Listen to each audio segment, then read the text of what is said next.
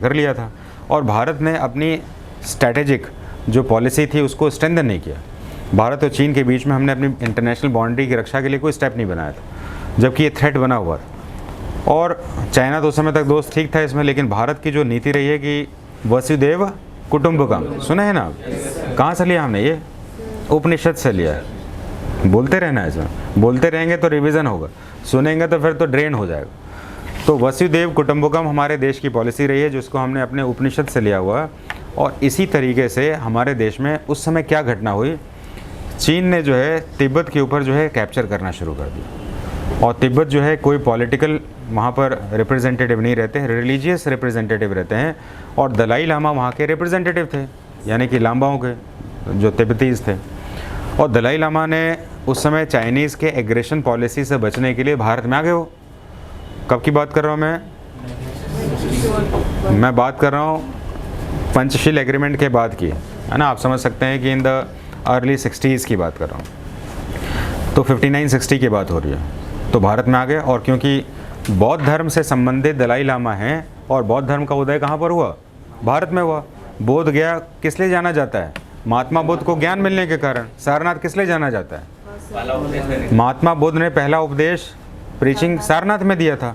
तो जिस धरती पर विश्व का सबसे महत्वपूर्ण धर्म बौद्ध धर्म का उदय हुआ, उससे बना हुआ एक देश जो कि तिब्बत था, उसके अगर कोई रिप्रेजेंटेटिव को अगर हम नहीं सुरक्षा देंगे तो कौन देगा? तो नेहरू जी ने उनको रक्षा के लिए भारत में उनको अपनी सॉफ्ट पॉलिसी के तहत, जो भी हमारी पॉलिसी थी वसुदेव कुटुंबकम, हमने उनको आश्रय दिया। ये उसी तरीके से है जैसे कि अभी बांग्लादेश की उस समय अभी की प्राइम मिनिस्टर, क्या नाम है उनका? शेख हसीना, सुना है क्या आपने? शेख हसीना को जब वहाँ पर मिलिट्री coup हुआ और वहाँ पर जो कुछ लोगों ने, एक्सट्रीमिस्ट ने, जेंजी ने पूरा तख्ता पलट कर दिया, तो भागती हुई कहाँ पर आ गई? भारत में आ गई। तो भारत में आने पर क्या कहा भारत ने कि भाई ऐसा है कि हमारे देश में जो आएगा हम तो रक्षा करेंगे उसकी। लेकिन बांग्लादेश की इतनी बड़ी औकात नहीं है कि भारत को चुनौती दे पाए। हालांकि चिल्लाए तो बहुत सारे लोग, लेकिन भारत को जानते हैं वो कि हम ही ने आज़ाद करा, हम उनके फादर हैं इसमें, कहाँ तक चिल्लाओगे? अच्छा, बात भी तो सही है ना। अच्छा, ये तो बड़ी अजीब लगती है, हमने आज़ादी लेके कहा जाओ तुम राज करो उसमें, और हम ही आंखें दिखा रहे लोग, ये बड़ी अजीब बात। हालांकि भारतीय सेना ने जो है अभी भारत और ईस्टर्न स्टेट में जो चिकन नेक एरिया है, आपको पता है चिकन नेक एरिया को हमने एक्सपेंड कर दिया है। जो पहले 21 और 22 किलोमीटर था, अब उसको क्या कर दिया? 42 किलोमीटर कर दिया, 42 किलोमीटर्स कर दिया चिकन नेक को। अब कहा लाओ, अब तुम्हारा एरिया हम छीन के हम तुमसे ले लेंगे इसमें, अब तुम कुछ ना कर पाओगे। तो जाहिर सी बात है कि भारत की अपनी पॉलिसी डिप्लोमेसी रही होगी इसमें। तो बात उस समय क्यों रही? अभी तो हमने बांग्लादेश का इश्यू देखा, भारत मजबूत है तो भारत ने टैकल कर लिया। लेकिन भारत ने वहाँ पर शांति के आधार पर जो है दलाई लामा को जो आश्रय दिया था, चाइना ने कहा कि तुम हमारे साथ दोस्ती करके हमारे दुश्मन को रखोगे, और ये बिटरनेस ने युद्ध के जगह पर पहुँचा दिया। और चाइना ने भारत की टेरिटरी को ऑक्यूपाई करने के लिए 1962 में वॉर भी डिक्लेयर कर दिया। भारत को बहुत बड़ी टेरिटरी का नुकसान हुआ, सैनिकों की जान गई, और सबसे पहली बात है कि हमारी सोवरेंटी यानी संप्रभुता को बहुत बड़ा नुकसान हुआ। इसके बाद नेहरू जी की पॉलिसी जो है वो कमज़ोर पॉलिसी जैसे दिखने लगी। नेहरू जी काफ़ी डिप्रेस रहने लगे और कहा जाता है कि इसी के साथ वो उनकी मृत्यु का भी कारण बन गए। रीज़न कुछ भी रहा हो, ये कारण का नाम हो सकता है। इस तरीके से 64 के बाद अब हमारे देश में रिप्रेजेंटेशन के नाम पे नेहरू जी के बाद कुछ देखा ही नहीं जा रहा था। लाल बहादुर शास्त्री आ गए। लाल बहादुर शास्त्री आ जाए तो उनके समय में एक युद्ध हुआ, भारत और पाकिस्तान का 65 का युद्ध हुआ। पहले तो लाल बहादुर शास्त्री को किसी ने महत्व दिया नहीं, लेकिन 65 युद्ध के जीतने के बाद अब पूरा देश गांधी और नेहरू से हटकर लाल बहादुर शास्त्री पर शिफ्ट हो गया। ये बात भारत के पॉलिटिशियन को एडजस्ट हो नहीं रही थी। और पाकिस्तान युद्ध के बाद एक समझौता हुआ था रशिया के शहर ताशकंद में, वहाँ जाने पर उनकी मृत्यु हो गई। मृत्यु होने के बाद अब भारत में दोबारा नेहरू जी के सक्सेसर इंदिरा गांधी का टेनओवर आ गया, और देश में एक तरह से असंतोष की लहर आ गई कि भाई ऐसा कैसे हो सकता है कि हमारे देश का कोई प्रधानमंत्री कहीं जाए, मर जाए और इन्वेस्टिगेशन भी ना हो उसमें, और जो फोर्स लगना चाहिए था हमें पता करने के लिए हमने बिल्कुल न्यूट्रलाइज कर लिया और सीधे सत्ता को परिवर्तन करके जस्ट 2 साल में 66 में किसको दे दिया? इंदिरा गांधी को दे दिया। तो देश में असंतोष की भावना आ गई और लोगों ने विरोध किया इंदिरा गांधी को, और इंदिरा गांधी को हटाओ जैसे ये नारे को दे दिया। इंदिरा गांधी ने उस बात को पकड़ लिया और कहा कि ऐसा है कि देश को बचाना है। तो उन्होंने उस समय की जनता की नब्ज़ पकड़ी और कहा कि गरीबी हटाओ देश बचाओ, और विपक्ष ने क्या कहा? इंदिरा हटाओ देश बचाओ, और उन्होंने कहा गरीबी हटाओ देश बचाओ। अब दोनों में से लोगों को क्या चाहिए? गरीबी से हटना है, गरीबी से। पहली बार किसी भी रूलिंग पार्टी ने और इतनी बड़ी पार्टी ने गरीबों को या गरीबी हटाने की बात कही, ये लोगों ने बड़ा अट्रैक्शन में लिया। और 1971 के इलेक्शन में सिर्फ इसी नारे से, जो कि 5वीं पंचवर्षीय योजना का मूल मंत्र बन गया, गरीबी हटाओ। तो गरीबी हटाओ कौन सी 5 ईयर प्लानिंग में आया? 5th 5 year plan. और इसके बाद तो 2-3 आने वाले प्लानिंग में गरीबी हटाओ एक तरह से ट्रम्प कार्ड बन गया। जैसे कि आज के समय ट्रम्प कार्ड किसको यूज़ किया मैंने? रिजर्वेशन को। उस समय गरीबी को कहा। गरीबी आज तक नहीं हटी है, पता नहीं क्या हुआ इसमें, लेकिन डेटा कुछ और बताते हैं इसमें। लेकिन गरीबी हटाओ हर नारा कहता है। अच्छा, ये बात मेरे को समझ में नहीं आती, पॉलिटिशियन जो होते हैं ये गरीबी हटाओ के नाम पर गरीब से लेके अमीर हो जाते हैं, लेकिन देश में गरीबी हटती नहीं है। एक गरीब पॉलिटिशियन जो कभी साइकिल में चलते थे, कभी चपरासी के रूम में रहकर अपने जीवन यापन करते थे, बिहार के पॉलिटिशियन की बात करो, नाम मत लीजिएगा भाई, बाद में जो है बिहार के सबसे धनी राजनीतिक परिवार के रूप में जानेगा। कहाँ से पैसा है इसमें? जाहिर सी बात है, गरीबों की राजनीति करके उनके पास पैसा आ गया, लेकिन गरीबों के पास पैसा नहीं आया। और आज भी जो है पॉलिटिक्स में गरीबी हटाओ हटाओ करें, किसको हटाओ? उत्तर प्रदेश की राजनीति में भी एक पार्टी है जिन्होंने शेड्यूल कास्ट शेड्यूल ट्राइब को कहा कि इनको सशक्त बनाओ। 15 साल तक राज करने के बाद आज भी जो है जातिगत नहीं, नाम मत लीजिए मतलब टीके को मारो जूते चार, ऐसे करके नारे दिए। अरे आपको क्या लगता है, लोकतंत्र में ऐसे नारे बड़े पॉपुलर हो जाते हैं इसमें। और नारे देने के बाद जो है पूरी तरह से मेजॉरिटी में सरकारें बनी और उन्होंने रूल किया। मुझे लगता है हमारे देश का सौभाग्य है कि हम लोग ऐसे नारे के ऊपर देश को लेके जा रहे हैं। आप अगर कुछ, आप इस एज में आ चुके हैं, इसमें अपने सराउंडिंग में देखिएगा। आप मैरीन ड्राइव की तरफ गए हैं कभी? आप अपने ही इसी पीरियड में देखिए, 2-3 साल के पीरियड में आप देखिए कि पटना मुंबई की चौपाटी जैसा लगता है कि नहीं? और ऐसा नहीं, गंगा नदी आज ही आई है यहाँ पर। इससे पहले आप काली घाट देख लीजिए। इसमें हम तो क्लीननेस के लिए हमेशा जाते थे, वर्ल्ड एनवायरनमेंट डे उस समय, तो वहाँ पर पूरी गंदगी रहती थी। हम अपने स्ट्रेंथ के साथ जाकर जो है उसको क्लीनिंग में साफ करते थे, नगर निगम का भी सपोर्ट मिलता था इसमें।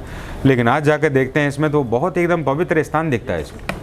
तो जाहिर सी बात है कि पॉलिटिकल जो विलिंगनेस है, that is a very good part in the present country of ours. तो मैं जो है इसका रिमार्केबल चेंज देखा है इसमें। और जिस चीज़ से हम लोग अभी हंस रहे थे ना कि ब्राह्मण और तिलकधारी को मारो जूते चार और उसको ये लेके आओ, ये हमें हंसी आती है, लेकिन लोग इसी नाम पर वोट देते थे, इसी नाम पर वोट देते थे। और आज क्राइम हटाने के लिए लोग कहते हैं कि हमारे देश राज्य में भी यूपी वाला राज आ जाए और क्रिमिनल जो है, क्रिमिनल को मत पकड़िए। सबसे पहले तो यहाँ पर रूल क्या बन गया, अगर क्रिमिनल है तो उससे बातचीत नहीं करेंगे, पैर में गोली मार दो उसके। और इसको उन्होंने नाम क्या दिया? ऑपरेशन लंगड़ा। सुने कि नहीं सुने?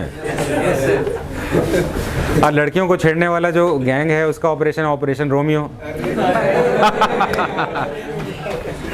देखिए ऐसा है ना, ऐसा है कि हम यहाँ से कहाँ डाइवर्ट कर दें आपको पता ना चले, आप पे भी जा सकते हैं इसमें। तो वर्ड तो समझ में आ रहा होगा आपको। तो कहने का मतलब है, एक मुझे एयरपोर्ट में आदमी मिले, अरे रुक जाइए, आप लोग पर्सनलाइज हो रहे हैं, ऑपरेशन का नाम बता रहे हैं ना। सो ऑपरेशन लंगड़ा में जो भी अपराधी होते हैं उसके पैर में गोली मार दो इसमें, ताकि उसके बाद आप किसी भी अपराध में ना एंगेज। उसके बाद जो है ना क्रिमिनल में एक खास भावना होती है कि वो डरते नहीं। और भारत में एक रूलर था जिसने हमें एक अच्छा चीज़ सिखाया, जिसका नाम है आपका लोहे और रक्त की नीति। लोहे और रक्त की नीति, और इसका नाम था बलबन। बलबन जब गुलाम से शासक बना था ना, तो लोगों ने कहा हम तो तुम्हें मानेंगे नहीं, तुम चाहे हमारी गर्दन उड़ा दो। तो कहा ठीक है भाई, कोई बात नहीं। लोहे का, रक्त का मतलब है गर्दन काट देंगे, और लोहे का मतलब है तुम्हारे परिवार के जितने लोग होंगे उनको गुलाम बना देंगे। तो बलबन की ये नीति जो है इतनी इम्पैक्टफुल हो गई कि उस समय लोग अपराधी जो है अपराध करते, यानी सुल्तान को नहीं मानते क्योंकि गुलाम से सुल्तान बना था। तो उसने कहा सेजदा पे अबोस करना होगा, यानी झुक के सलाम करिए 90 डिग्री पर, और जैसे सुल्तान आता है कदम को चूमना पड़ेगा, और नहीं करोगे तो क्या करेंगे? गर्दन काट देंगे तुम्हारे। तो कुछ लोग हैं कुछ भी कर लो हम तो ना करें। सही बात है, ऐसा लोग होते हैं। तो कहेंगे इससे हम ख़त्म नहीं होंगे, ये तो रक्त की नीति हो गई। आप लोहे की नीति समझिए। लोहे की नीति के अंतर्गत में आपके परिवार के जितने भी छोटे बच्चे, जितनी महिलाएं और पुरुष हैं, सब हमारे अब बंदी गृह में अब गुलाम बने, हमारे घर की गुलामी करें और घर ख़त्म आपका। लोगों ने खुद के डर से ज़्यादा अपने परिवारों की रक्षा के लिए ये नीति मान ली, और गुलाम वंश का सबसे सफल अंतिम शासक बलबन बन गया। यूपी में यही नियम काम कर रहा है आपको, अगर इतिहास आप पढ़ें तो आपको ये चीज़ दिखेगा इसमें। अपराधी कहते हैं हमें गोली मार दो, हम तो डरते नहीं, हम तो ये हैं वो हैं। तो कहा ठीक है, आपके अपराध करने के बाद हम का घर भी तुड़वा देंगे, घर किसी के नाम पे हम तुड़वा देंगे, पहले तो घर का कुड़की भी कर देंगे इसमें, आप जाइए कहाँ जाते हैं इसमें। अब उन्होंने सोचा कि अरे हमने 100 करोड़ 500 करोड़ की संपत्ति बनाई थी, ये तो ख़त्म कर देगा। तो फिर ये अपराध करने पर मरने से भी डरने लगे और अपने जितने भी बैकग्राउंड में संपत्ति कमाई उसको बचाने के लिए भी डरने लगे। और क्या करते हैं, अभी सरेंडर कर देते हैं। तो हमें ध्यान रखना होगा कि इतिहास हमें बहुत कुछ सिखाता है अगर हम चाहें तो अभी जो मैंने देखा है ना, कुछ जगहों पर गया सर, हमारे देश में भी जो है राज्य में वही नियम लागू हो जाए। अपराधी को कंट्रोल करने के लिए उनको नहीं कंट्रोल करना है, एक पॉलिसी बना के कंट्रोल करना है, जिससे कि उनके पास जितनी भी चीज़ें हैं सब कुछ वापस ले लो। हम यूपी में खास चीज़ देखा गया, जब भी कोई दंगा होता है पब्लिक प्रॉपर्टी को नुकसान पहुंचाई जाती है। मान लीजिए कि 50 करोड़ की संपत्ति का नुकसान हो गया, जितने लोग पकड़े गए उनको पकड़ के जेल में डालो और कहा कि अब इतना आपको फ़ाइन लग रहा है, फ़ाइन दीजिए। कहे पैसा नहीं है, अच्छा ठीक है, इनका घर तुड़वा दीजिए, घर सीज कर लीजिए। संपत्ति तो लेकर रहेंगे आपसे, आपने जो पब्लिक प्रॉपर्टी का डिस्ट्रक्शन किया छोड़ेंगे नहीं आपको। पत्थर मार के आप कुछ भी तोड़ दीजिए, ठीक, उस समय तोड़ दीजिए, बाद में आप भुगतान करिए। इसके कारण लोग अब पत्थर मारने से डरते हैं। भाई ऐसा है कि आपको माफ़ नहीं किया जाएगा, वेव नहीं किया जाएगा पहले के पॉलिटिशियन के उधर। हम उसी भारत में जी रहे हैं जहाँ पर ये चीज़ें जो है एक आम होती थी, और आज वही भारत है जहाँ पर ये चीज़ें अब पहचान बन रही हैं। और हमारे देश के लोग जो है अभी इस पहचान के साथ जुड़ना चाहते हैं। सही बात हो रही है? आपने जैसा भी देखा है इसमें तो कहा कि उसमें हंस रहे थे, लेकिन हम वही भारत के लोग थे जिसमें उसी नाम पर हमने वोट दिया था, और आज हम वोट देने का पैरामीटर बदल रहे हैं। तो गरीबी हटाओ सबसे पहले कब आया था?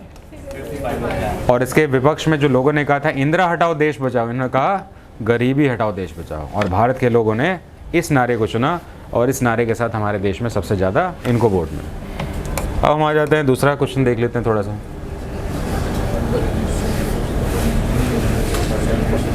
ट्राई करिए जरा, देखते हैं आप लोग बना पाते हैं कि नहीं। ये लास्ट क्वेश्चन ले लेते हैं, ठीक है? ट्राई करिए।